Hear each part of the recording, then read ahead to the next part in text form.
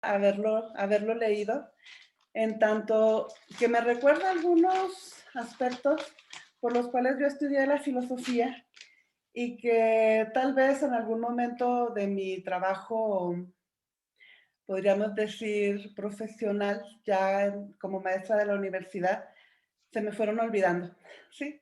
Me fui quedando dormida en lo que él menciona tal vez como un peligro, ¿no? De cómo la filosofía nos puede llevar a asumir ciertas posturas, ciertas tendencias, pero a veces por hacerlo se nos olvida de practicarla. La invitación del libro de Filosofía Aplicada Experiencial es una clara invitación al diálogo, y a un diálogo en el que se dé y se acepte la pluralidad de voces, de escenarios que no tienen por qué ubicarse solo dentro de la filosofía académica. De hecho, casi al final del libro nos invita a vivir este proceso de filosofía, más que conjunto de teorías, como un proceso, como un peregrinaje, ¿no? Con una especie de viaje, pero no turístico, sino viaje detenido en el que podamos disfrutar, contemplar del entorno, pero también ese entorno, verlo cómo se refleja en nosotros mismos o cómo nosotros mismos reflejamos algo ante ese entorno. En este sentido, creo que filosofía aplicada experiencial es una invitación a dialogar en ese sentido de peregrinar, en primer lugar, con nosotros. Para mí es una llamada de atención incluso de reconocer cómo hasta en la filosofía práctica, o quienes queremos tener algunas aplicaciones de nuestro trabajo teórico en talleres o en tipos de consultas filosóficas, luego resulta que nos quedamos también ante una postura, porque suena muy bonito el discurso de aplicar la filosofía y buscar las posibilidades de cambiar el mundo, pero muchas veces nos quedamos en eso, en el discurso, y no lo aplicamos a nuestra propia existencia particular.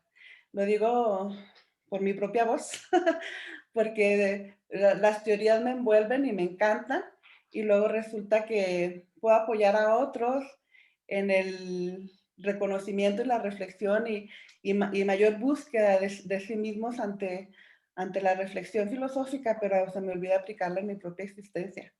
Y yo creo que ese es uno de los puntos que a mí personalmente me jala las orejas. En primer lugar, o sea, me recuerda los motivos por los cuales yo estudié filosofía, porque tenía la ilusión de aportar algo ante las distintas realidades que tal vez me parecieran dolorosas, pero tal vez por mi propio dolor me fue más cómodo irme adormeciendo ante los discursos teóricos que son maravillosos dentro de mi estudio académico de la filosofía, dentro de mi trabajo académico, pero como dice José Barrientos en una de las páginas, la teoría es necesaria, pero no es suficiente, ¿sí? Y en este mismo sentido hay una riqueza muy grande en este libro de ayudarnos a reconocer esta carencia ante la práctica, pero también una exigencia de la teoría. O sea, no nos está diciendo olvídate de la teoría, al contrario, usa la teoría para aportar a las distintas realidades y no lo hace solamente en la teoría, sino compartiendo todas las experiencias de los diversos proyectos en los que él participa, eh, para hacer este trabajo, para darle voz a los necesitados, por ejemplo, a los marginados sociales, a quienes están en las prisiones, por ejemplo, Proyecto Boestro, que de hecho me tocó participar en una vertiente muy hermosa que sacó a principios de la pandemia con Boestro Epistolar, que fue la posibilidad de aprender de quienes estaban presos ante sus formas de vida dentro de la pandemia. A mí en lo personal me tocó recibir un mensaje precioso que todavía recuerdo, tengo muy bien guardado, y que ojalá ese proyecto haya seguido rumbo en diversas conversaciones, pero también yo sé que como parte del peregrinaje algunas cosas se van quedando, se tienen que ir abandonando para que vengan otras nuevas, pero en esa conciencia de que estamos en proceso. No estamos acabados, no estamos, no cerramos el camino, y en este sentido esto es a lo que nos invita José Barrientos en Filosofía Aplicada, experiencia a caminar dentro de un área podríamos decir, de la cultura en general, que se mete en muchas otras, pero que a veces no está clara su función. Muchas personas piensan que los que estudiamos filosofía somos muy inteligentes porque leemos mucho, pero la verdad es que leer es una cosa y aplicar la inteligencia es otra, ¿no? Y esto es lo que nos invita Barrientos a aplicar esa inteligencia entre nuestras vidas particulares, a caminar. Yo lo veía así como una forma de dejar lo mental que me da la teoría, usarlo para corporalizarlo, o sea, para llevarlo al cuerpo, para dejar que desde el cuerpo se sienta, se padezca, incluso se duela, para poder empatizar con el mundo en el que nos encontramos inmersos y poder escuchar sus distintas voces. Y en este sentido yo me siento muy agradecida con Barrientos porque desde que lo conocí, no solo con el libro me enseñó a escuchar las voces, pero también a escuchar mi voz.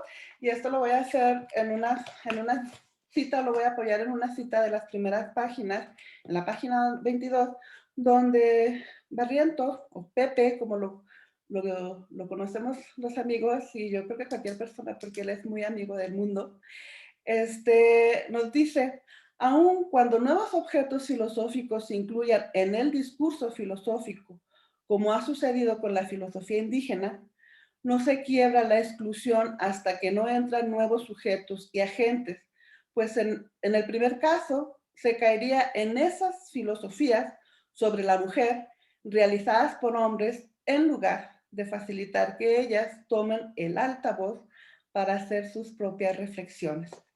Este es un punto que yo agradezco que lo haya escrito, pero también me hace recordar el momento en que Pepe escuchó mi voz e hizo que los demás la escucharan en un taller en donde una mujer, como cualquiera de las que nos dedicamos en el ámbito académico, nos hemos acostumbrado a que nuestras voces sean acalladas o tenemos que hablar fuerte para que nos pelen.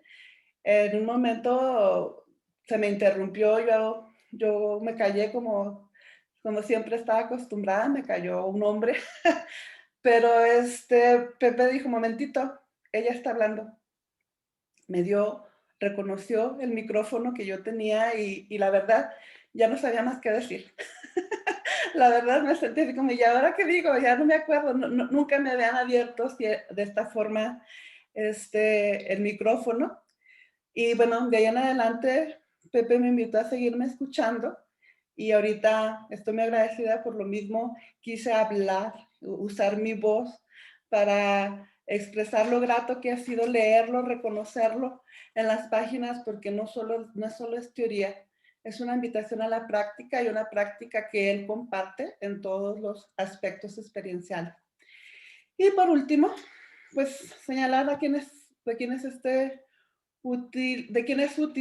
para quién es útil este libro, o sea, no solo para los que estudiamos filosofía, sino para aquel que quiera practicarlo, aunque si nos gustaría dedicarnos a la práctica filosófica o a la filosofía aplicada, propone que se tenga una cierta formación en asuntos básicos y teóricos, porque la teoría no está de lado, de la filosofía. Yo creo que me estoy pasando el tiempo, tal vez en algún momento al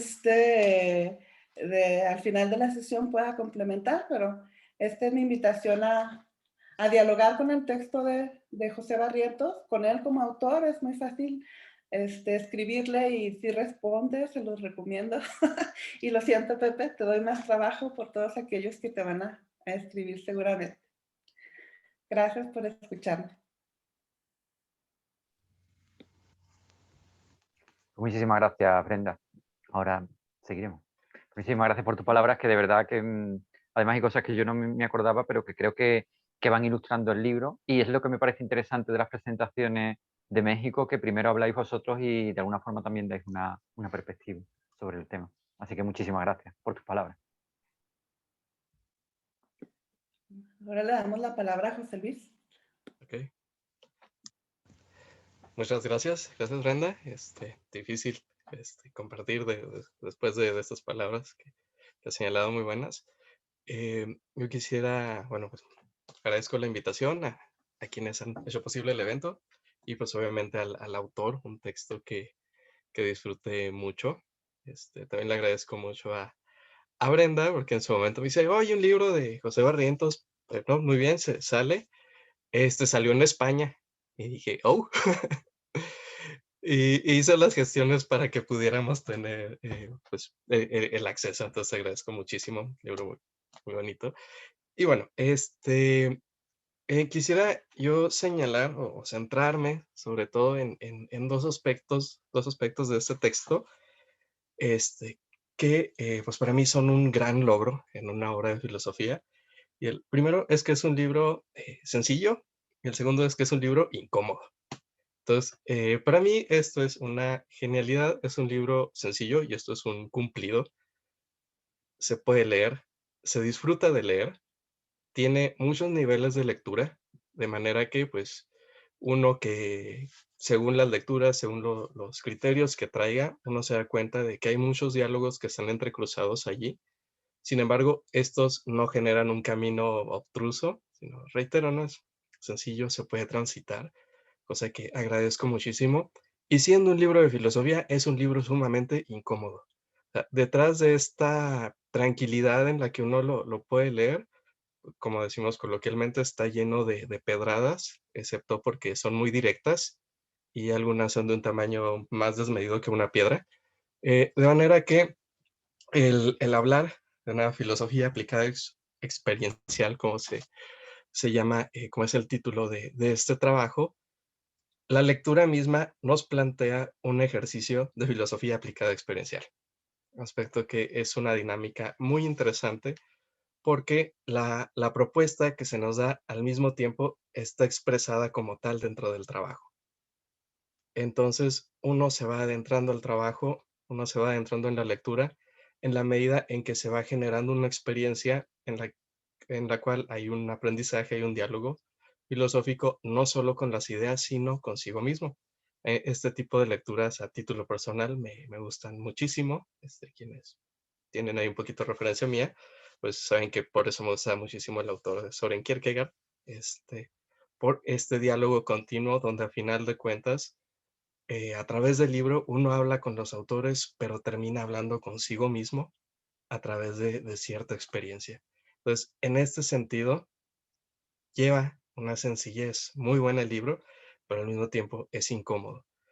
Situación que yo aplaudo muchísimo, sobre todo en una época donde cada vez es más común, me parece, lo contrario, textos que son muy complejos, es difícil de entender, a veces es muy difícil de desentramar lo que dicen, pero resultan diciendo cosas sumamente cómodas en este plano, que es donde nos lleva al subtítulo de la obra, que nos llevan al postureo filosófico.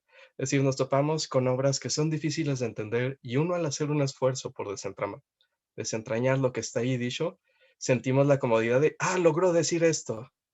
Y a veces uno se detiene y dice, un momento, esto es lo que ya había dicho X autor, pero está traducido ahora a inserte corriente de moda filosófica que a uno le guste, ¿no? Entonces, para mí esta es una de las grandes, grandes ventajas del libro, diríamos, su sencillez y su incomodidad. Cosas que, por desgracia, se están perdiendo y para mí deberían ser, cosa que agradezco a José Barrientos que nos traiga al primer plano, son cosas esenciales para un quehacer filosófico. En ese sentido, también, como ya hizo Brenda, quisiera leer una cita donde nos señala, y doy lectura. El retiro supone la capacidad de evitar el ruido de la multitud, la algarabía que litiga con el equilibrio necesario para lograr el saber de la experiencia. Este no debe traducirse en aislamiento, pues no es posible aprender nada del vacío ni es posible confrontación alguna con la nada. El texto mismo de José Barrientos si damos la oportunidad, si generamos, si logramos trabajar en nosotros una disposición para su lectura, me parece que nos permite esta experiencia de un retiro. Hacer un caminar, digamos, al modo aristotélico, si se quiere, un momento peripatético, ejercicios espirituales, como se llegó a hacer la filosofía y como se ha rescatado a últimas fechas, por ejemplo, por Pierre Hadot. Sin embargo, esto no significa que sea solo una relectura de ellos. Es una propuesta, es una lectura, es una crítica muy importante que nos lleva a un punto introspectivo sobre, digamos, nuestro ser y quehacer filosófico para quienes nos estamos pues dedicando a esos aspectos de la filosofía y, como ya señalaba Brenda, para volver a evaluar la dimensión práctica tanto hacia con los otros, en tanto seres sociales que somos, que debemos ser, como hacia nosotros mismos.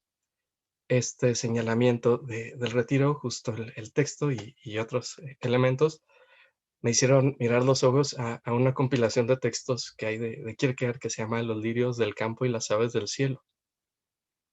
Y justamente esta necesidad de una propuesta que nos haga detenernos, que nos haga profundizar.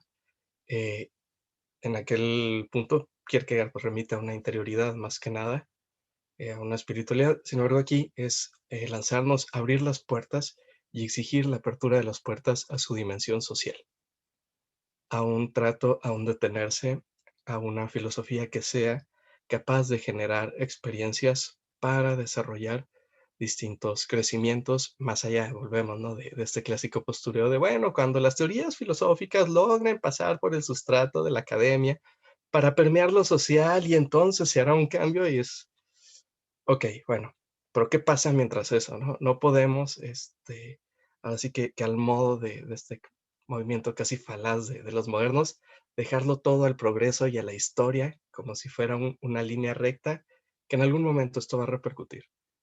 Aquí en el texto de Filosofía Aplicada Experiencial, José Barrientos nos brinda herramientas, nos da una crítica muy fuerte, reitero, por eso es un libro incómodo. Pese a que se disfruta mucho leer, es lo peor. Entonces, tiene esta dinámica, este saborcito masoquista de que uno está recibiendo constantemente ahí su golpe, su zape por no aplicarse, y sin embargo, se disfruta. Es una lectura, reitero, es cómoda y sencilla, aspecto que para mí es un gran punto de aplaudir. Y nos cuestiona justamente la manera en que habitamos nuestro ejercicio filosófico, nuestro ser y quehacer, diríamos, en tanto profesionales, pero también para quien guste de acercarse a la filosofía. Y en ello, reitero, perdón, repito una cita que va a estar, que encontrarán ustedes en el libro. Nos dice José Barrientos: las ideas, decía, se tienen, en las creencias se está. Las ideas, como posesión o predicación subyugada al sustrato del yo, pueden cambiarse. Sin embargo, somos las creencias, pues una creencia no tiene el carácter de contenidos particulares. Es decir, las creencias son condiciones de posibilidad y de constitución de ese sustrato, el yo. El personaje que vivimos, quienes somos, se funda en nuestras creencias. Por ello, nos aferramos a ellas como leones a punto de fallecer. La pérdida de nuestro marco creencial da lugar no solo a un mar de dudas, sino a una crisis de identidad, es decir, a la pérdida de lo que somos, de la confianza en aquello que creemos ser o de las creencias que sustentaban este edificio. La crisis de facto siempre es una crisis de creencias. Entonces, con, con esas líneas, con esos puntos justo, nos lleva a este cuestionamiento de unas creencias, al modo bíblico diríamos, un árbol se conoce por sus frutos. De manera que tras una esterilidad filosófica en la cual nos adentra muchas veces esta producción sumamente académica, y lo digo entre comillas por la cuestión de que se reduce muchas veces a una serie de lineamientos que se nos imponen, quedamos en esta esterilidad. Y el texto, pues, ya para cerrar, de José Barrientos, nos invita, nos plantea cómo dar frutos desde la filosofía. En ese sentido es un texto que creo que se hace muy necesario para el diálogo de quienes ya se supone que de alguna manera estamos dentro de estos diálogos filosóficos, pero también para quienes se inician, puesto que es un texto capaz, reitero, de hablar a todos, pero de nueva cuenta es capaz de hablarnos con sencillez, pero de dejarnos una buena incomodidad muy necesaria. Entonces, muchas gracias, José Barrientos, por la invitación y asimismo pues por este texto. Muchas gracias.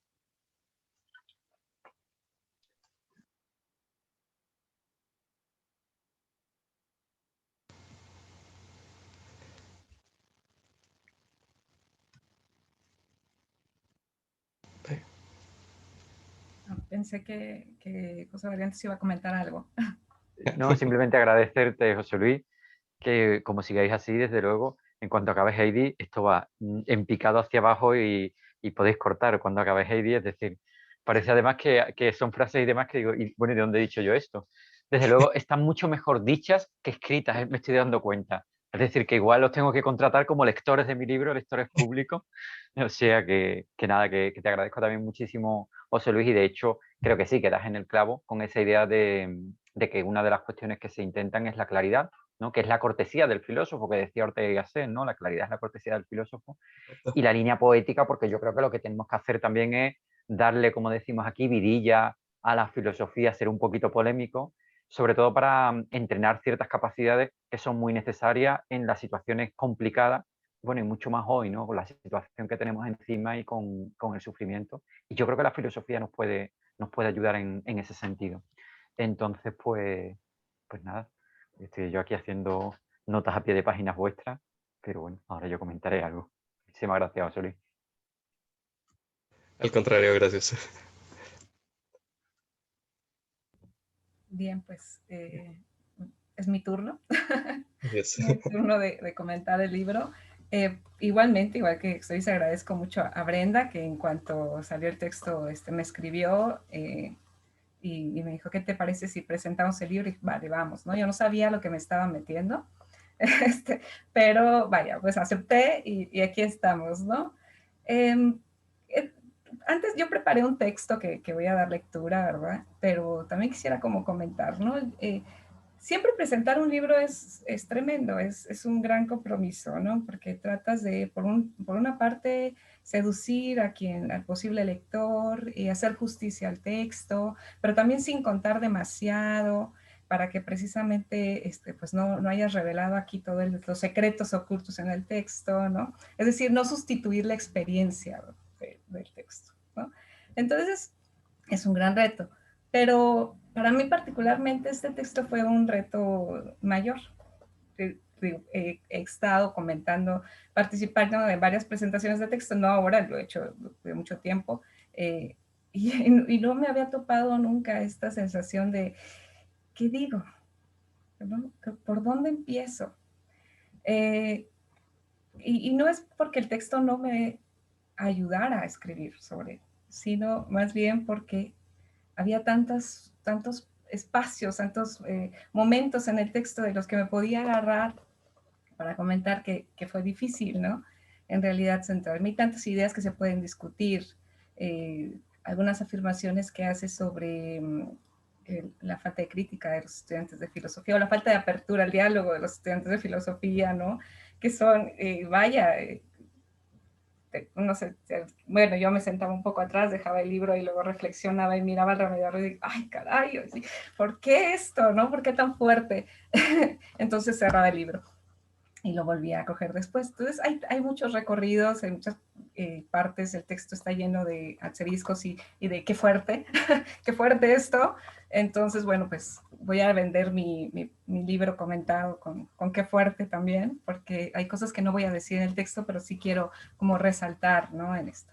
Entonces, finalmente, cuando decidí enfrentarme, sentarme a escribir sobre el texto, lo hice desde mi experiencia, ¿sí? Es decir, sobre mi propio recorrido un poco de la filosofía y el recorrido que hice del texto. Espero que despierte un poco el interés, además de los comentarios ya de Brenda y de José Luis, que estoy segura que ya lo hicieron. Entonces voy a dar lectura y retomo ahorita. Hace algunos años, cuando estaba por terminar la licenciatura, alguien cercano a mí, mi cuñada, me preguntó, ¿para qué sirve la filosofía? Esta pregunta que nos hacen a todos, ¿verdad? Pero recuerdo esta anécdota. Yo en aquel tiempo era lo suficientemente heideggeriana como para apelar a la autenticidad y a la búsqueda del sentido del ser. Desarrollé un largo, profundo e inservible discurso del que me sentí obviamente orgullosa. Tiempos después recordé esta situación solo para morirme de risa, para darme cuenta de lo oscura, enredada y complicada que fui. Supongo que quien me preguntó, mi cuñada, no comprendió no solo poco, sino comprendió absolutamente nada. Pero con mi respuesta, ella reafirmó su perspectiva acerca de la filosofía. No sirve para absolutamente nada. Después de leer este libro, he entendido que en aquel tiempo estaba postureando, si se me permite verbalizar la segunda parte de este texto. Estaba postureando. Como bien lo indica el subtítulo del texto que hoy nos ocupa. ¿Sí? La filosofía aplicada experiencial más allá del postureo filosófico. Más allá del postureo filosófico, se presentó ante mí primero como un interrogante. ¿Qué es el postureo filosófico? Es decir, ¿qué piensa José Barrientos cuando provoca pensar en la impostura filosófica? ¿En qué consiste esa impostura? Responder a esta pregunta no ha sido nada sencillo para mí. El texto se ha presentado para mí como una carga, ¿sí? Como una exigencia. Se convirtió en un cuestionador terrible, pero no ha sido un juez, y eso se lo agradezco también, porque así cumplió sus pretensiones, ayudar a otros a pensar sus propias ideas. Entonces, ¿por qué se presenta ante mí de esta manera tan incómoda? Como bien también comenta José Luis. ¿Por qué es tan incómodo? No se entienda mal, el texto en sí mismo no es incómodo. Por el contrario, es un libro amable, fluido, pero con una profundidad y demanda que no abandona nunca al lector. Por mi parte, cuando dejaba el libro, él me acompañaba a cada sesión, en cada clase, y me obligaba a mirarme y preguntarme, ¿qué estoy logrando aquí? Retomamos la pregunta entonces de qué es el postureo filosófico. ¿Quiénes son los posers de la filosofía? Debemos evitar aquí la respuesta fácil, es decir, no estoy apelando a los pseudofilósofos que inundan ahora nuestra cultura actual.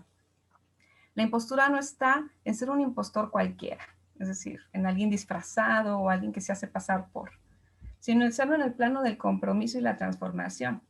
Para comprender esto, vale la pena leer el discurso, o sea, la última parte del texto, bueno, no la última, pero una parte, en donde dedica un análisis que, por cierto, también, o sea, esos que me hizo dejar el texto y decir, ay Dios, qué fuerte, en donde habla precisamente de Adorno. Voy a leer un fragmento, no la parte que habla de Adorno, sino la conclusión de su análisis, ¿no? Y dice esto: este abandono o huida produce que los menospreciados no sean alcanzados por los beneficios que los postulados emancipadores de la filosofía alzan desde las cátedras, y crea una misteriosa situación en la que se crea una crítica que no molesta a nadie. Sus discursos incendiarios se convierten en una pantomima tolerada por el sistema y que por ende no hace cuestionar las dimensiones críticas de su discurso. Esos son los impostores de la filosofía, los que hablan alto desde las cátedras y callan en las calles. Hace unos días leía un texto de Agnes Heller en el que reflexionaba acerca de la ética de Marx. Ella dice más o menos lo que sigue, y abro una cita. Marx dijo que los hombres se transforman a sí mismos a transformar el mundo. No falseamos nada si invertimos del modo siguiente ese pensamiento. Solo podemos transformar el mundo si al hacerlo nos transformamos también a nosotros mismos. Cierro cita. Esta idea podemos igualmente hallarla en los estudios de paz. Johann Galtung, al intentar justificar y defender la perspectiva de la iranología, señaló que no basta con cambiar el método, es preciso cambiar al investigador. No se trata de buscar otro investigador, sino de exigir una mirada distinta a quienes se comprometen en los estudios de paz. Se trata, de alguna manera, de una mirada que actúa. Esto también lo podemos hallar en el texto de Barrientos, una exigencia a transformar al filósofo. Es una transformación que tiene que ver con abandonar la voz alta de la cátedra y empezar a escuchar, ser, como él mismo dice, los altavoces de los otros. La impostura está en gran medida en mostrar en el aula una profunda preocupación por el desvalido, por el pobre, por el desperdicio humano, a decir de Bauman, y muy poco por mostrar su preocupación en la práctica. Bruno Latour comentó en un ensayo muy breve sobre por qué la crítica ha perdido energía, con una ironía muy fina, que los filósofos seguramente tomaban mucho café, porque les gustaba mucho hablar de jarras y de tazas. Una interesante forma de indicar el encierro y limitado contexto de los filósofos pensadores. Frente a ellos, ha habido un movimiento, ha habido consignas, nada nuevas, por cierto, que apelan a llevar a la filosofía a las calles a través de la práctica de la filosofía. Pero para Barrientos, la solución a la pregunta ¿para qué sirve la filosofía? No está en un descenso ciego hacia la práctica, sino en una reflexión profunda de cómo la filosofía puede contribuir en la vida de las personas, en la transformación de la sociedad. ¿Por qué la pregunta? Por lo que la pregunta acerca de ¿para qué sirve la filosofía? Debe ser planteada en otra dirección, en una utilidad distinta que apela a las personas. Por ello, más bien debe ser ¿a quién sirve la filosofía? Nuevamente, la respuesta de Barrientos no es exenta de complicaciones. No se trata de un llamado simplón a una práctica cualquiera. No se trata de un descenso del discurso al pie de calle, como lo podemos ver en algunos divulgadores, algunos youtubers o filósofos que se venden muy bien en la televisión. No estoy gritando, sirven bastante, ilustran bastante, pero no son filosofías aplicadas, no son las filosofías prácticas. Es un descenso del discurso hacia la calle, ¿no? Como ellos dirían. Más bien apuestan a estrategias de campo, procesos de acompañamiento a través de la investigación filosófica, de la misma teoría. Se trata de ideas que sirven a situaciones específicas. Cito directamente en el texto, en la página 191, el autor comenta: proponemos que los estudios fundamentadores han de partir de la práctica por medio de seminarios de investigación-acción, es decir, concesiones de campos y otras indagaciones sobre teorías y resultados. Creo que el énfasis está en esto último, en teorías y resultados. O sea, podemos decir, bueno, ¿y para qué sirve esa teoría? ¿No? Esto lo ejemplifica muy bien cuando habla de Sartre, del problema de la libertad en Sartre, y cómo lo llevamos a cabo, por ejemplo, gente que carece de libertad, ¿no? Está aislado de su libertad. Entonces, el sentido o el contexto en el que debe leerse la teoría, interpretarse la teoría. Los ejemplos de investigación-acción abundan en el texto. Dedica muchas páginas para ilustrar la particularidad de su práctica de filosofía aplicada, la filosofía para niños, los talleres estoicos, la hermenéutica aplicada, los talleres zambranianos, que son evidencia suficiente de la capacidad transformadora de la filosofía cuando ella se centra, a decir del mismo autor, en los procesos y no en los contenidos. Sin embargo, tampoco se trata de ignorar los contenidos, como bien señala Barrientos, y que ese es el debate que tiene con la filosofía aplicada. La selección de los pasajes no es arbitrario. Se selecciona pensando en los contextos, pensando en el público, pensando en el resultado. Esto lo podemos ver con claridad en el mismo nombre que lleva el programa de trabajo de filosofía con los precios, Boecio, el filósofo preso. ¿Quién evidencia el nombre, la selección de ese nombre, evidencia la cualidad consoladora de la filosofía? Entiendas entonces esta cualidad en su sentido transitivo, es decir, en el de ayudar, el de acariciar. Por eso entonces, ¿qué sirve para la filosofía? Puede decirse con rollos largos a través de Heidegger o de cualquier postura. Pero ¿a quién ayuda a la filosofía? ¿Y quiénes necesitan la consolación de la filosofía? Es la pregunta que está de fondo en este texto que hoy nos deja Barrientos.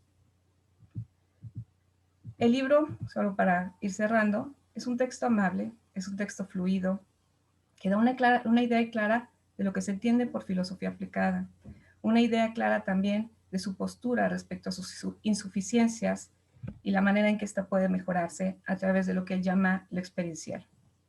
Pero también, y esto por eso vale también para el filósofo no aplicado, es un texto denso, tiene recorridos teóricos y filosóficos que contribuyen muy bien al andamiaje teórico.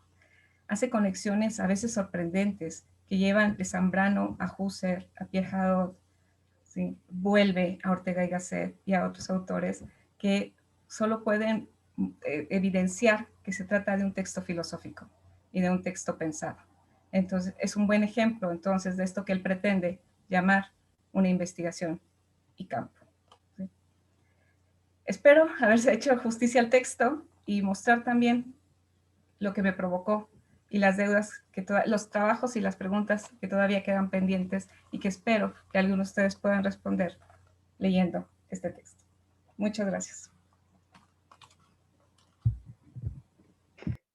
Pues muchísimas gracias, Heidi. Como digo, yo casi que estoy por cerrar lo que yo iba a decir y que pasemos a preguntas, o sea, ante la claridad y profundidad de lo que estáis comentando.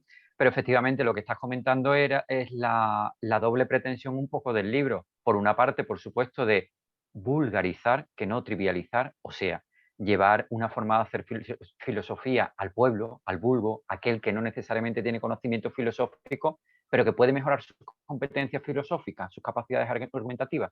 Pero por otra parte, como tú misma decías, Heidi, está la cuestión de que un taller filosófico no puede ser un taller donde la competencia filosófica que se desarrolle sea exclusivamente el diálogo, porque eso lo puede hacer un pedagogo. O un taller filosófico no puede ser un taller donde vengamos a hablar sobre la justicia, porque mi mujer es abogada, no ha estudiado filosofía, y entonces, ¿qué pasa? Que aquí cualquiera puede hacer filosofía aplicada, con todos mis respetos. Pero ahí está un poco el intento también de rigor de lo que estamos haciendo. Yo llevo algunas décadas ya trabajando en esto y he visto muchas cosas en filosofía aplicada. También en filosofía académica las hemos visto. Cosas que uno dice, bueno, pero esto es filosofía, le falta contexto y tal. Entonces, la segunda intención era esa, apuntar, porque no se pueden desarrollar todos los talleres, pero apuntar que un taller de variaciones eidéticas exige leer experiencia y juicio. Y experiencia y juicio no es un texto sencillo. Por lo tanto, exige tener un conocimiento filosófico para poder luego hacer un taller de variaciones eidéticas. Pero tampoco es suficiente leer experiencia y juicio, sino que realmente hay que incardinarlo y por lo tanto hay que desarrollar otra serie de dimensiones y de competencias que normalmente en las facultades de filosofía no se desarrollan y por lo tanto hace falta esta otra cuestión. O por ejemplo, que para hacer un taller sobre el asombro podemos utilizar a Rachel Carson, pero inclusive dentro de la propia filosofía en algunas ocasiones ni siquiera se sabe quién es Rachel Carson o se conoce quizás por Primavera Silenciosa. Pero si uno no se ha introducido profundamente en Rachel Carson, no sabe que tiene un texto fabuloso que se llama El sentido del asombro, en donde ella a su sobrino de 8 años lo acompaña para desarrollar sus competencias de asombro, o sea, ese zaumatzen, ¿no?, de Aristóteles. Y entonces, en este sentido, yo creo que apuntas muy bien esta doble dirección del texto, que sin abandonar la academia, sin abandonar la cátedra, porque es necesaria para hacer filosofía, pretende de alguna forma desarrollar competencia, inclusive competencias en el sentido heideggeriano, que significa tener una vivencia ontológica o una vivencia óntica frente a una ontológica.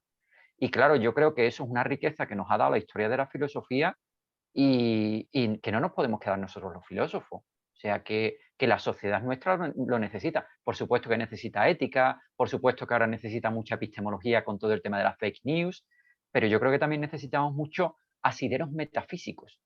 El gran problema y la gran dificultad es, bueno, ¿y cómo hacemos un taller heideggeriano cómo hacemos un taller heideggeriano con gente que no han estudiado a Heidegger? Nosotros empezamos por ahí. Cuando yo empecé aquí en Sevilla en filosofía aplicada, el grupo con el que yo empecé, el grupo ETOR, lo que teníamos era un especialista en Heidegger, el profesor era un especialista en Heidegger, y lo que estaban intentando era trabajar todo el tema de la afectividad para incluirlo dentro de las consultas filosóficas. Y había una serie de elementos que venían por ahí. Entonces, lo que quiero decir es que el texto, además de ser claro, lo que también es una llamada de atención, no es solo una llamada de atención o una provocación para la academia, sino también es una provocación para la propia filosofía aplicada. O sea, decir también, cuidado con lo que estamos haciendo en filosofía aplicada.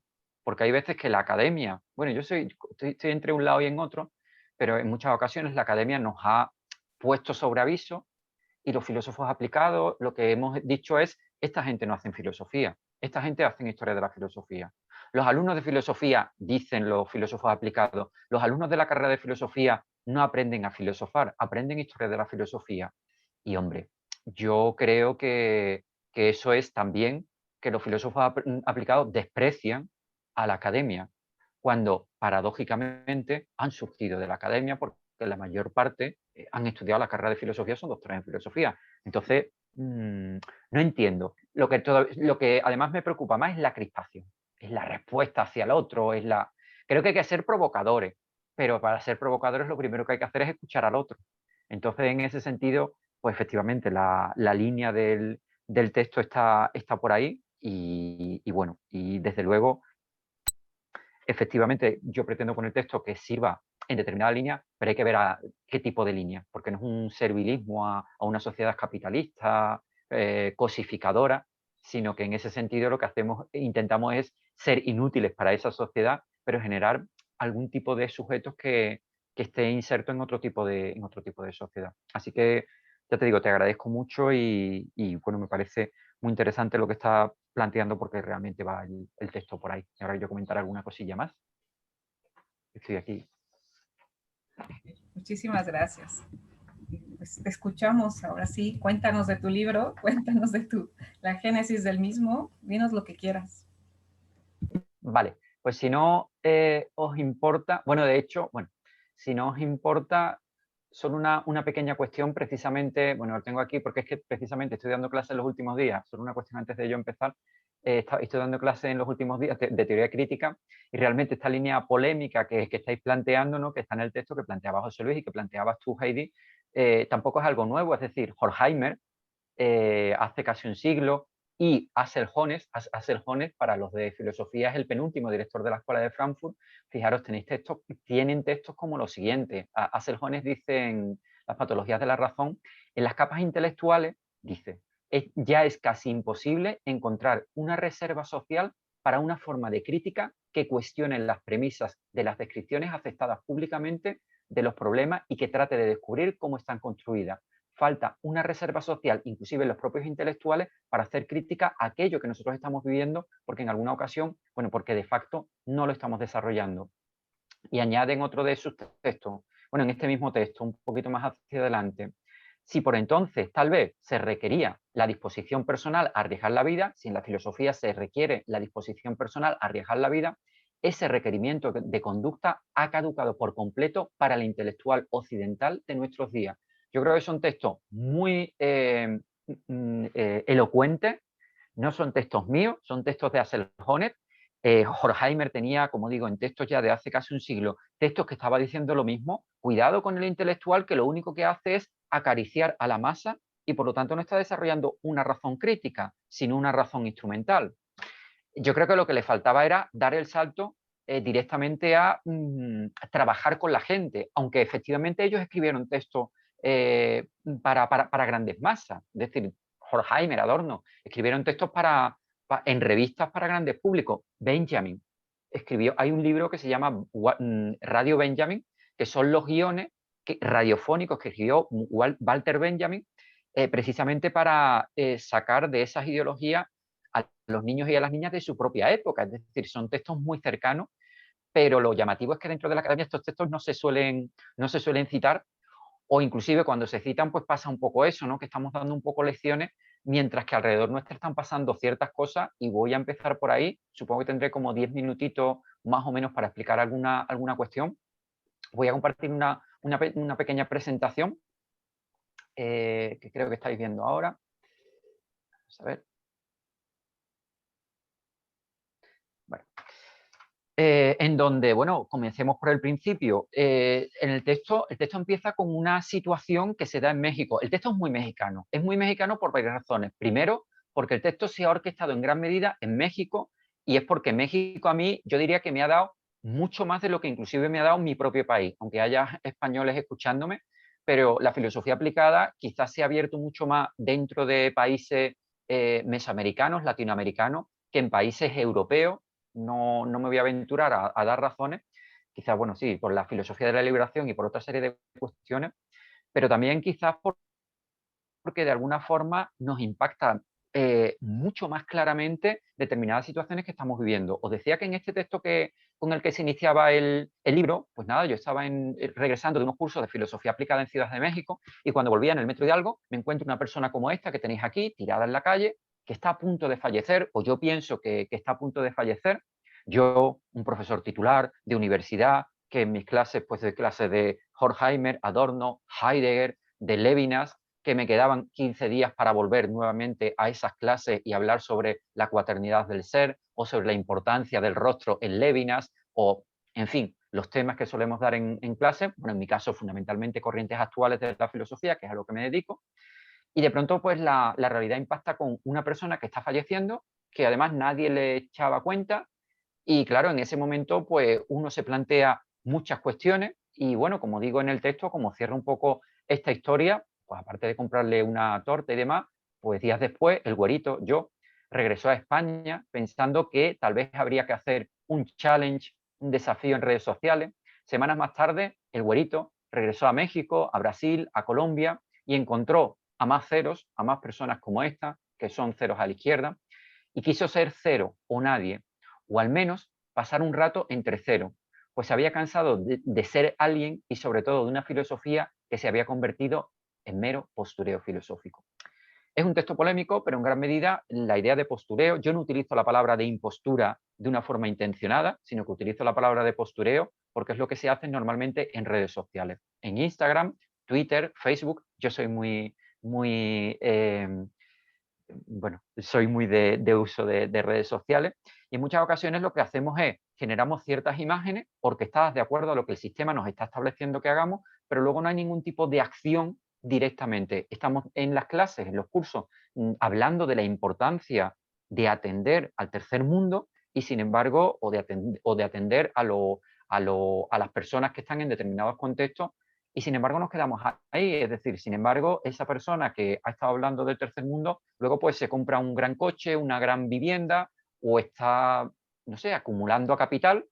Y claro, a mí pues yo que acostumbraba, ahora no con el coronavirus, pero que acostumbraba a ir a México y a otros contextos de vulnerabilidad todos los veranos, pues yo lo que me planteé es si podríamos hacer algo con la filosofía más allá de simplemente poner un plato de comida, porque poner un plato de comida lo ponemos cualquier persona.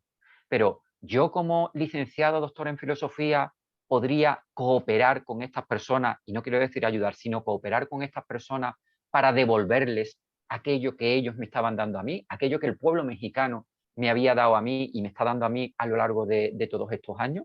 Y entonces, bueno, pues sabéis que yo trabajé durante mucho tiempo, bueno, aquí tenéis un poco del postureo, ¿no?, que hay, en fin. Trabajé mucho tiempo en filosofía aplicada y en una serie de cursos, como decía, que es la base de este libro, que de alguna forma por eso se ha ido pudiendo corregir con actividades, pues me planteo que probablemente la filosofía puede ayudar a estos sujetos a una serie de cuestiones. Pero antes de empezar, creo que hay que hacer una pequeña clarificación sobre la diferencia entre un filósofo teórico práctico, quizás más cercano a lo que hacemos dentro de las universidades, y un filósofo o una filósofa aplicada. Un filósofo teórico práctico, en términos generales, lo que enseña son contenidos a una persona o a un grupo, como tenéis aquí en este primer gráfico, y mientras que un filósofo aplicado, en lugar de enseñar estos contenidos, que es la verdad, que es la felicidad, que es el bien, que es el mal, lo que ayuda es a estos grupos o personas a que desarrollen ciertas habilidades filosóficas para que sean ellos los que generen su propio contenido, de tal forma que no somos nosotros los que les damos lo que tienen que pensar o que decir, sino que los ayudamos a que sean ellos los que autónomamente desarrollen sus propios contenidos. ¿Qué habilidades pueden ser útiles? Pues algunas son habilidades argumentativas, es decir, habilidades precisamente para que no nos manipulen dentro de una prisión, como por ejemplo trabajamos dentro del proyecto Boecio que hablabais. Y esto, por ejemplo, es muy interesante porque en muchas ocasiones dentro de las prisiones las personas son, sobre todo los que no tienen estas competencias, son manipuladas a través de las emociones o son manipuladas a través de las ideas para que cometan ciertos actos delictivos que aquel que manipula no quiere cometer. De tal forma que, lamentablemente, aquel que ha cometido un acto delictivo en muchas ocasiones, por supuesto, es verdugo, pero también es víctima de un determinado sistema pues, que nos llevaría precisamente a esto.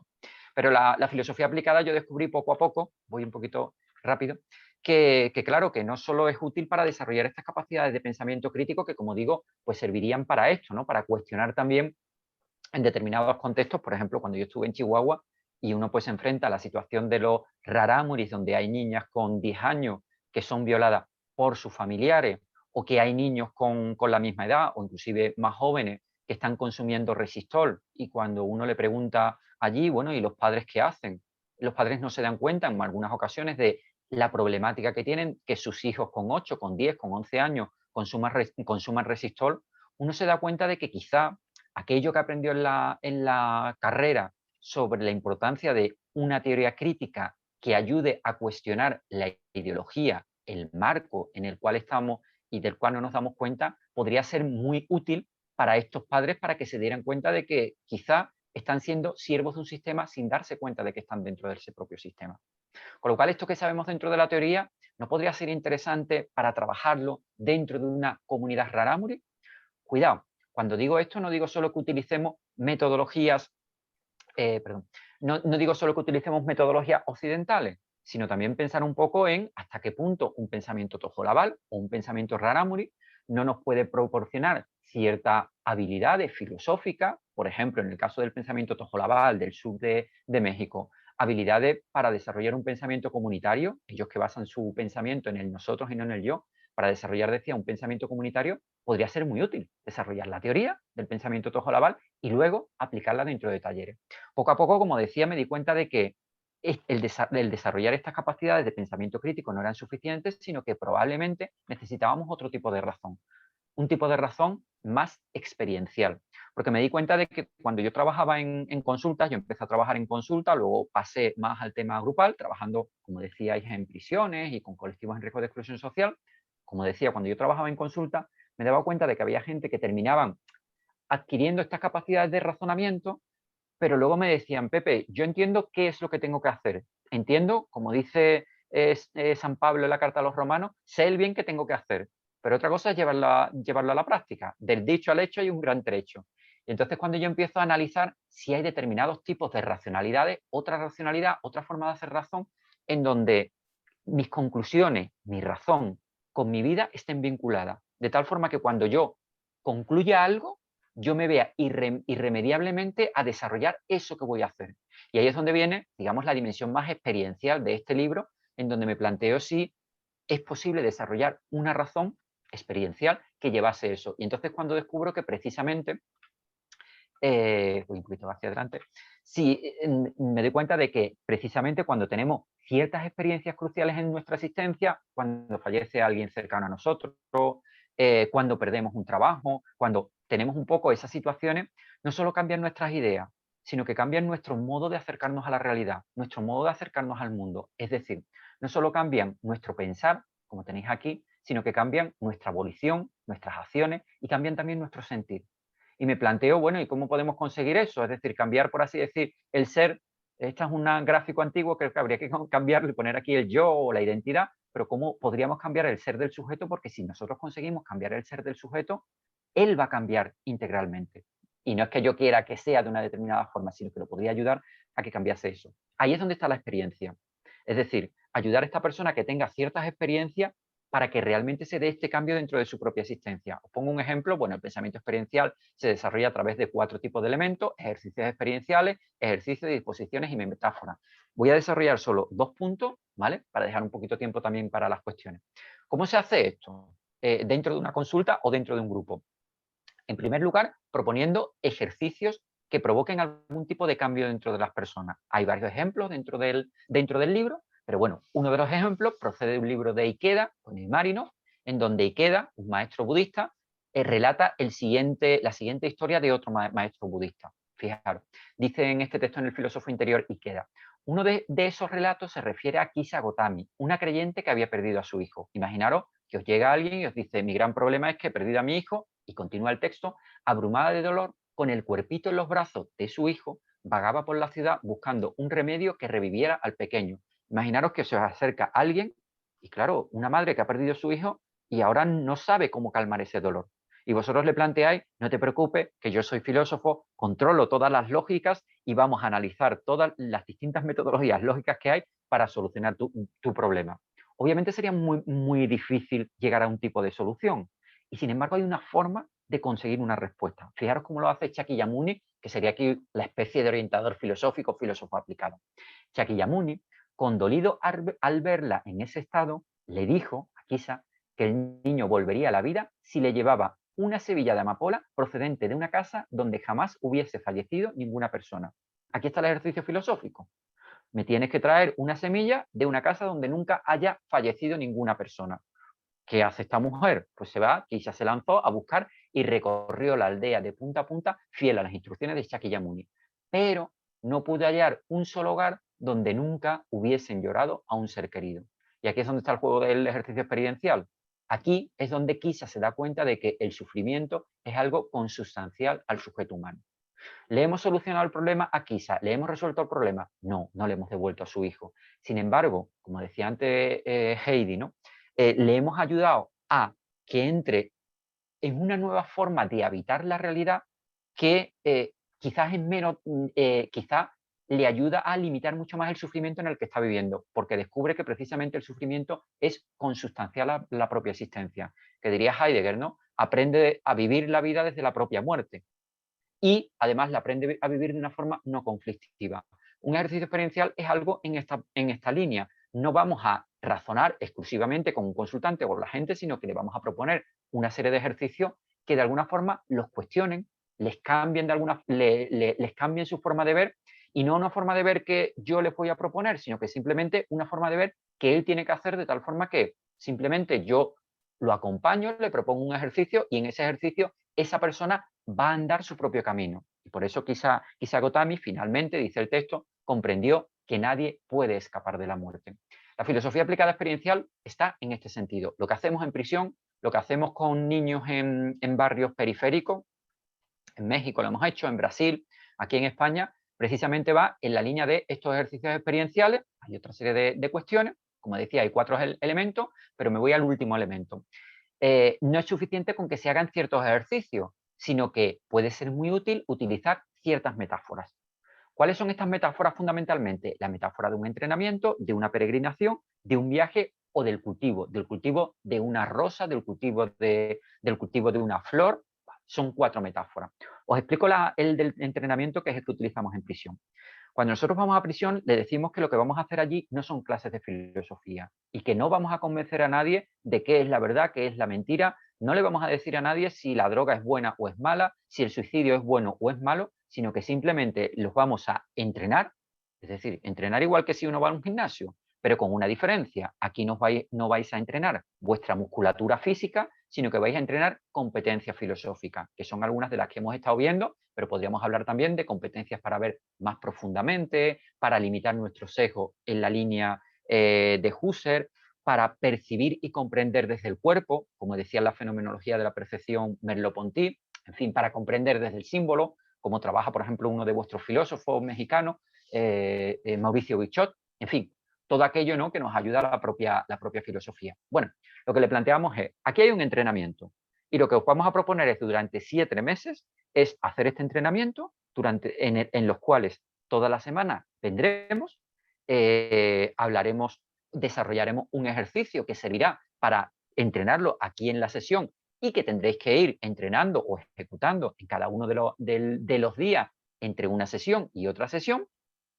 Y a partir de ahí, pues cuando acaben estos 7 meses, tendréis una mayor fortaleza, o como diríamos dentro de filosofía, podréis tomaros la vida con más filosofía, y eso quiere decir es que desde una perspectiva estoica podréis tener una situación de mucha más calma, armonía, fortaleza existencial o un mayor gobierno de las pasiones cuando tengáis una dificultad dentro de vuestra propia existencia. Y bueno, ¿qué de dificultades no? Pues hay dentro de prisión.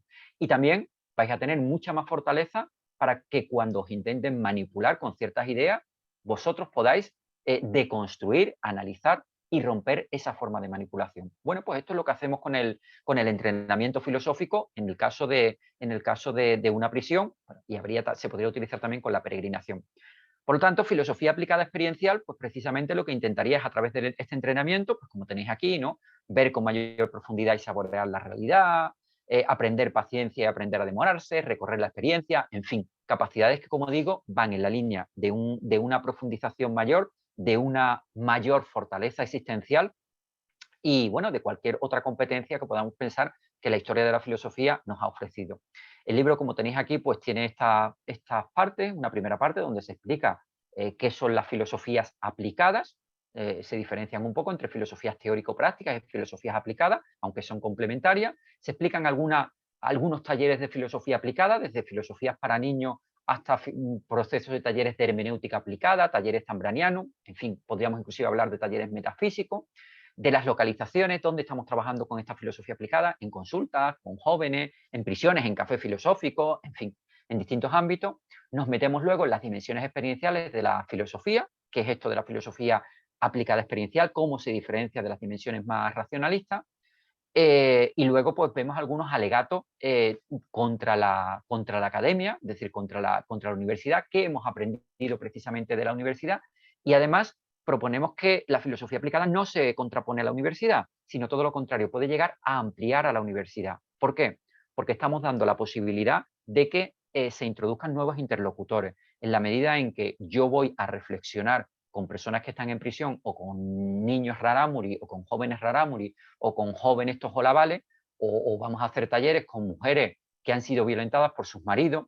Lo interesante no es lo que yo les pueda dar solo a ellas, sino lo que ellas con su discurso pudieran dar a la propia filosofía. Y en algunas ocasiones hablo, ¿no?, de lo bonito que sería hacer una tesis doctoral sobre la libertad en Sartre, que sería lo tradicional, pero no solo sobre la libertad en Sartre, sino sobre la libertad en Sartre hecho desde la voz coral de un grupo de reclusas que están, por ejemplo, en Santa Marta, Catitla, y que ellas mismas desarrollan lo que sería, pues eso, el discurso sobre la libertad, pero visto desde ellas mismas. Que me preguntaréis, bueno, ¿y esto cómo lo hacen? Si ellas no tienen competencias para escribir o para desarrollar investigaciones. Correcto. Pero si nosotros tenemos un filósofo aplicado que hace con ellas durante un año talleres sobre lo que significaba la libertad en Sartre, ese chico, este doctorando que está haciendo la tesis doctoral con ellas en prisión, puede plasmar sus propias voces dentro de la tesis doctoral, y fijaros qué riqueza puede haber, porque tenemos un nuevo interlocutor que ahora va a hablar sobre el concepto de libertad en Sartre. Algo tremendamente distinto a cuando esa tesis doctoral es hecha por alguien de un nivel sociocultural medio o alto, que por supuesto parte de una experiencia distinta. Por lo tanto, lo que os quiero decir es que la filosofía aplicada no solo es algo que tenga que ser aceptado en la universidad, sino que creo que la universidad puede verse muy beneficiada por la introducción de estos otros discursos que, como en algunas ocasiones digo, han sido menospreciados también por la propia universidad. Y nada, cierro un poco con a quién van dirigidos, ya lo habéis dicho vosotros, a especialistas, por supuesto, de prácticas filosóficas, a estudiantes y licenciados de filosofía que quieran ver otra forma de hacer filosofía y que quieran ampliar inclusive los contenidos de la filosofía con otros libros, con otras personas, con personas que no son de filosofía, a especialistas y estudiantes también de otras disciplinas, porque esto es una forma de trabajar alternativa probablemente a lo que ellos están haciendo, pero que les puede dar recursos precisamente para bueno, desenvolver otras formas de desarrollos en aquellos que están desarrollando, trabajadores sociales, maestros, psicólogos, y por supuesto a personas que quieran desarrollar la filosofía a nivel personal. Decía un alumno mío en una presentación que era muy interesante ver la segunda parte si uno lo contrastaba con su propia experiencia, ¿no?, con la experiencia que él estaba viviendo. Y nada, pues hacer un poco aquí referencia, mi editor que anda por ahí, a que el libro afortunadamente se puede comprar bastante fácilmente ya en México, inclusive en alguna librería en Ferragus, por ejemplo, en Guadalajara está ya físicamente, ahí ya han llegado ejemplares, pero si no, pues lo tenéis también, se imprime directamente en México, con lo cual ya es bastante fácil conseguirlo allí. Y una última razón para que compréis el libro. Yo creo que es la primera vez que dedico un libro a gente de un país, es decir, la dedicatoria del libro es, en primer lugar, por supuesto, a mi mujer, dedicado a Ana, pero a continuación viene y a mis carnalitos de México. Y ahora viene una cita de una canción de Luis Miguel, El Sol de México, que dice: me quedo en este suelo tan lindo y tan sereno porque he encontrado cantos, caricias y consuelos. Para mí ir a México, siempre lo digo, es una forma de respirar de este mundo irrespirable que es Europa. Y bueno, yo siempre vuelvo con bastante fuerza, y entonces pues para mí es también una forma de agradecer a México pues todo lo que me ha dado en estos últimos tiempos. Y bueno, no me acordaba de esta. Acabo también con una cita de Foucault, con la cual concito totalmente. Foucault creó a principios de los años 70 el grupo de investigación de prisiones, y fijaros lo que decía Foucault: si me ocupo del grupo de información, de las prisiones, donde ayudaba a presos y demás, y a los discursos que estaban haciendo, si me ocupo de este grupo, es justamente porque prefiero un trabajo efectivo al parloteo universitario, otra polémica, al parloteo universitario y al garrapateo de libros. Hoy, escribir una continuación de la historia de la locura carece de interés para mí. En cambio, una acción política concreta en favor de los presos me parece cargada de sentido. Estoy totalmente de acuerdo con Foucault, y nada, muchísimas gracias creo que he hablado un poquito más de la cuenta, pero bueno. Muchísimas gracias y creo que ahora viene lo interesante, ¿no? Que podamos discutir y hablar sobre estos temas. Voy a encender la luz que se me está yendo ya. Bien. Gracias, Pepe. ¿Ahí parece ser alguna pregunta entre las personas que nos están escuchando? Nos acaban de pasar una pregunta de Ale Olivas Dávila. Dice, suena muy similar a la terapia discursiva. ¿Será alguna de sus influencias no propiamente filosóficas? La verdad es que no puedo contestar porque, como le digo a mis alumnos, que muchas veces piensan que lo sabemos todos por ser doctores y bueno, y titulares de filosofía. En algunas ocasiones digo, bueno, hay veces que vosotros habéis leído libros que yo no he leído y no conozco la terapia discursiva, es decir, no conozco exactamente en qué consiste la terapia discursiva.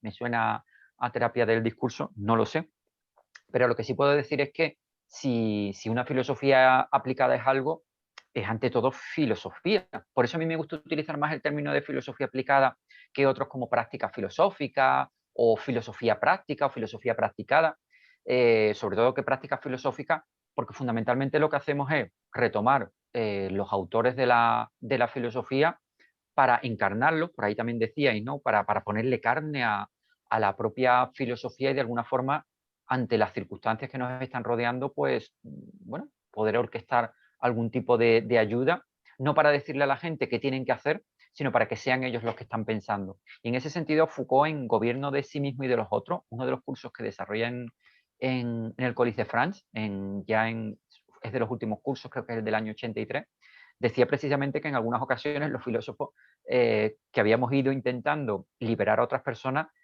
habíamos terminado esclavizando a las personas, porque les terminábamos planteando las soluciones a sus propios problemas y los discursos, y al final los introducíamos dentro de otros diálogos, de otras ideologías, en lugar de ayudarles a que ellos pensasen por sí mismos, ¿no? Entonces yo creo que lo que fundamentalmente intentamos hacer es desarrollar con ellos ciertas metodologías filosóficas y yo creo que en ese sentido tenemos ciertas diferencias con la terapia discursiva, aunque efectivamente podamos, por el tema del discurso, pues tenemos puntos de relación.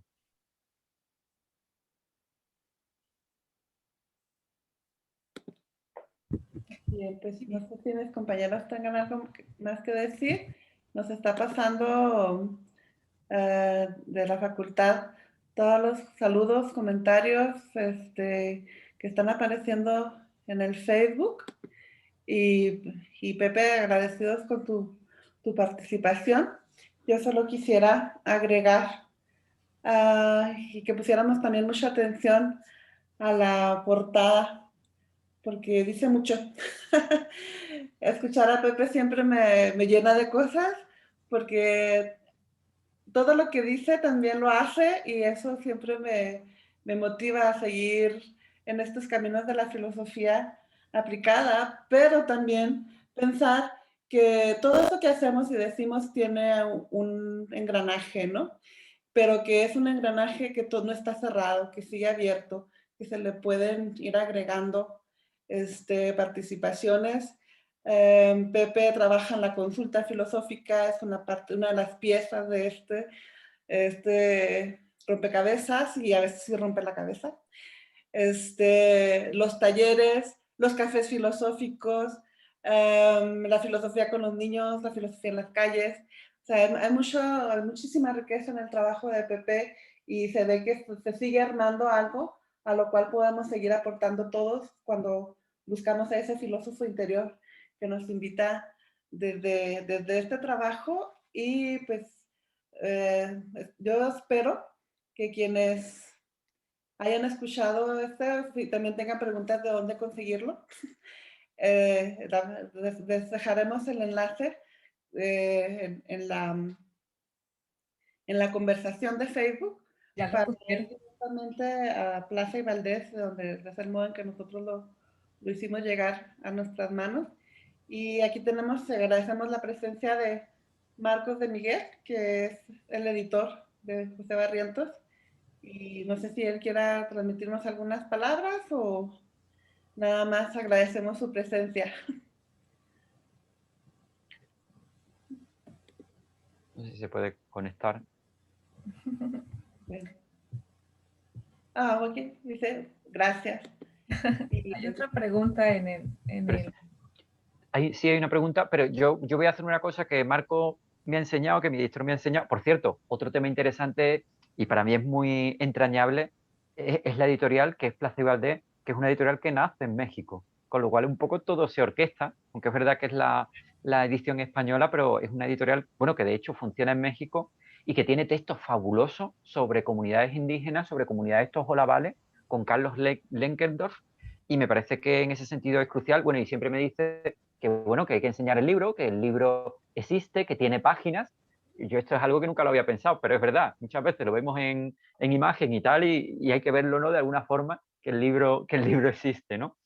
Y una cuestión que me parece muy interesante, crucial también, es que cuando hablemos de filosofía aplicada, tenemos muchas veces referentes occidentales, y creo que hay que reivindicar mucho no solo a la filósofa, sino también a la filósofa de comunidades indígenas, de comunidades originarias, y a otro tipo de filosofía que han sido despreciadas y que nos han dicho que eso no es filosofía, sino que es pensamiento. Yo digo, bueno, Heidegger también hace Denken, ¿no? Pensamiento, pues mucho mejor que sea pensamiento.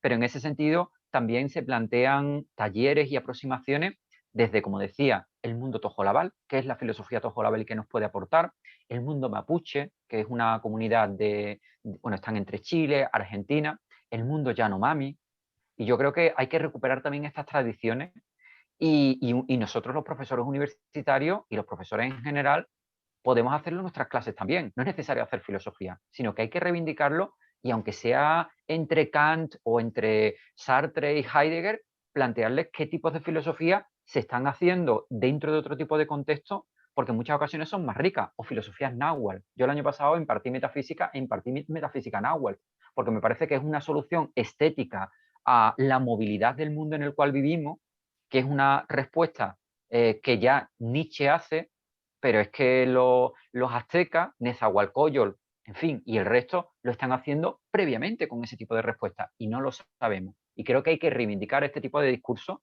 No puedo decir lo mismo del discurso Rarámuri porque todavía no lo conozco tan profundamente, o como decía, el discurso tojolabal, pero creo que hay que abrirse a otro tipo de perspectiva, no solo por hacer un discurso de lo diferente, sino por la necesidad, por la riqueza que tiene ese discurso, que en muchas ocasiones es más rico que todos aquellos filósofos, bueno, como tenéis aquí algunos atrás, ¿no? Que de alguna forma son filósofos occidentales. O sea, el problema es que no es solo que trabajemos con hombres en la mayor parte de los casos en filosofía, sino con una filosofía occidental. Que el canon que se dé en Europa, el 80% sean autores europeos, se puede hasta comprender, pero que el canon de los autores de las facultades de México, de Argentina, sea en la mayor parte, en el 80% filósofo europeo. Uf.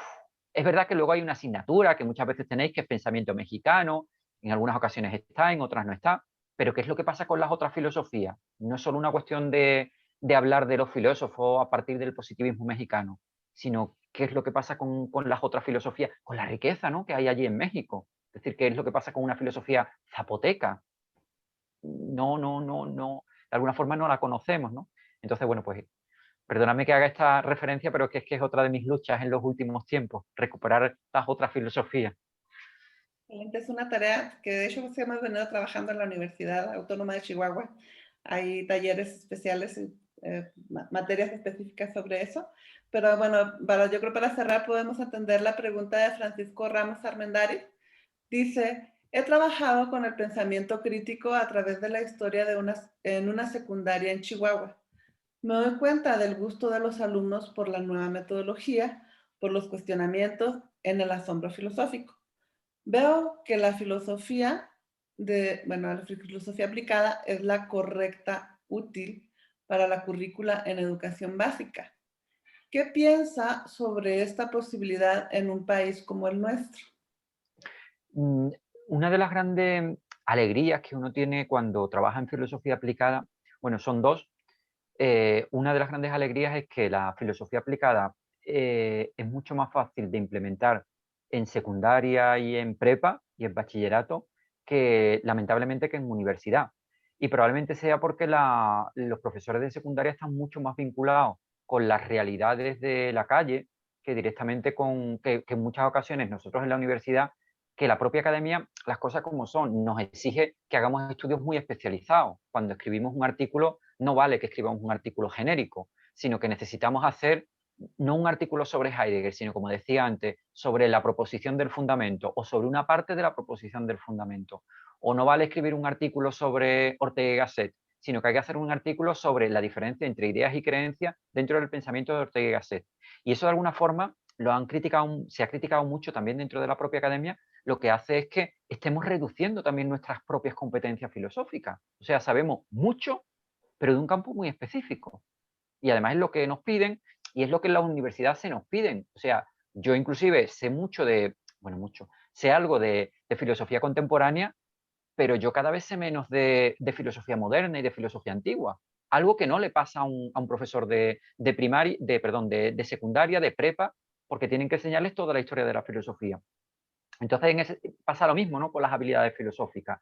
El profesor de secundaria, con la didáctica de la filosofía, pues sabe que tiene que enseñar a sus alumnos no solo la historia de la filosofía, sino les debe dar competencia para que aquellos que no estudian filosofía, que no van a ir a la carrera de filosofía, sepan quizás también pensar críticamente, que es lo que decía por aquí Francisco, a quien le agradezco, Francisco Ramos, a quien le agradezco su pregunta, y efectivamente, el pensamiento crítico es crucial en prepa, ¿no?, como él está diciendo, es crucial en bachillerato, sobre todo ahora y siempre. O sea, ahora con todo el tema del coronavirus, uno de los grandes problemas es la cantidad de información que estamos recibiendo que es válida y la cantidad de información que no es válida, inclusive la estigmatización de todo aquel que hace afirmaciones en contra de la ideología del sistema.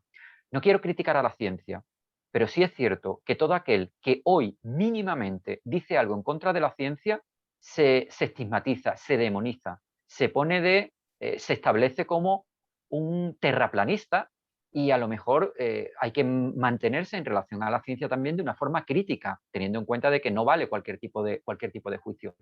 Y esto, no lo digo yo, esto lo decía también la primera escuela de Frankfurt, donde decía, cuidado que la ciencia no siempre tiene entre sus premisas la verdad, sino que pueden tener también ciertos intereses sociales. Bueno, conocer todo esto es parte del pensamiento crítico y en ese sentido yo creo que es crucial hoy, con lo que estamos viviendo, pero es crucial en términos generales desde el mismo momento en que encendemos una televisión, en que encendemos un WhatsApp, en que encendemos las redes sociales y nos tenemos que manejar con muchas informaciones y nuestros alumnos se tienen que manejar con esas informaciones y si no les damos nosotros competencias críticas, ¿quién le va a dar esas competencias? Por lo tanto, es crucial. A mí me preocupa mucho más, me preocupan por supuesto estos sectores, pero me preocupa mucho más aquellos sectores donde los propios filósofos y filósofas no acostumbramos a llegar, que son normalmente los ámbitos de vulnerabilidad. ¿Por qué? Pues porque nos da miedo, porque claro, dar clase en una escuela de un nivel medio, bueno, pues ahí cualquiera quiere optar y bueno, encima a uno le están pagando, le pueden inclusive estar pagando bien. Pero el problema es cuando a uno le dicen, bueno, pues vas a hacerlo en prisión. Y cuando encima, por desarrollar el pensamiento crítico, puedes tener problemas no con el director de la escuela, sino a lo mejor con la ideología criminal a las cuales le molesta que tú estés desarrollando las competencias críticas en ciertos grupos que van a hacer que a lo mejor dejen de consumir drogas. Si el poder que está introduciendo la droga dentro de prisión es lesionado, ese poder va a intentar lesionarte a ti. Y es lo que nosotros hemos sufrido dentro de prisión. O bueno, quien dice esto, pues lo dice en barrios periféricos, donde de pronto con el pensamiento crítico podemos hacer mucho daño, como Sócrates sabía que hizo daño. Pero la gran pregunta es, si nosotros estamos generando un tipo de crítica blanda, soft, ¿vale? Y vuelvo otra vez a Honneth, a Horkheimer, ¿realmente estamos desarrollando filosofía? A la filosofía aplicada en algunas ocasiones se le ha criticado que lo que hace es un discurso que lo que hace es adaptar al sistema, que lo que hace es resolver problemas. Y precisamente por eso yo me metí mucho más en teoría crítica, por estas críticas que hacía la academia. Y pronto me di cuenta de que era todo lo contrario, que en muchas ocasiones era la propia academia la que generaba un discurso crítico, no siempre, que yo también soy academia, pero en algunas ocasiones creaba un discurso crítico que no llegaba a ningún punto y en el momento en que tenía que dar el salto en donde se tenía que arriesgar con el propio sistema, ahí me callo yo. Ahí yo me silencio. ¿Por qué? Porque no quiero tener problemas con el sistema. ¿Cuál es el problema?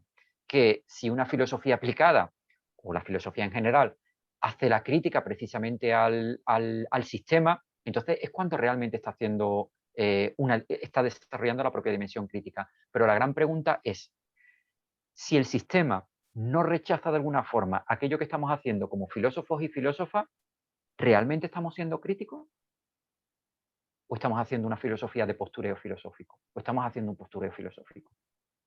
Esa es la pregunta que puede levantar ampollas, pero que a mí también me cuestiona mucho, me cuestiona cada día si lo que estoy haciendo es un trabajo crítico, y la única forma que yo tengo de hacer una crítica al sistema es precisamente, quizá, al sistema capitalista, al sistema reificante. Una de las formas es, por ejemplo, ofrecer algunas actividades gratuitas y, sobre todo, con aquellos que han sido menospreciados por el sistema. De ahí la importancia, en algún momento saldrá en otro texto, de ahí la importancia a trabajar con otro tipo de colectivos, con colectivos en riesgo de exclusión social, porque realmente esa es la actividad que pone en duda al sistema capitalista, ¿no? A esos discursos que hacemos los filósofos.